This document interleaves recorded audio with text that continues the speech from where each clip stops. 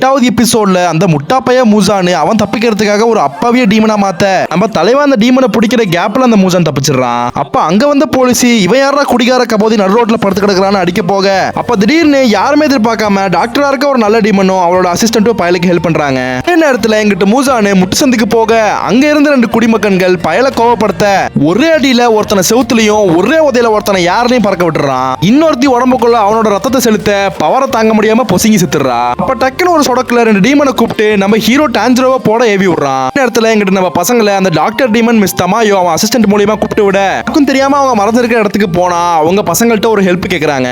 அது என்னன்னா நான் டீமன்ஸா மனுஷங்களா மாத்திர எக்ஸ்பெரிமெண்ட் ஒன்று பண்ணிக்கிட்டு இருக்கேன். அதுக்கு மூசான் ரத்தத்தால டீமன்ஸா மாறினவங்களோட ரத்தம் எனக்கு வேணும்னு சொல்ல நம்ம தலைவனும் தங்கச்சிக்காக சரின்னு சொல்ல இப்படி எல்லாரும் கூடி உட்காந்து கூட்டு குடும்பமா பேசிக்கிட்டு இருக்கும் போதே ஒரு பந்து உள்ள வந்து பூரா இடத்தையும் துவம்சம் பண்ணுது. நம்ம மூசா நேவி விட்டு ரெண்டு டீமனும் பசங்களை போட வந்துட்டானுங்க.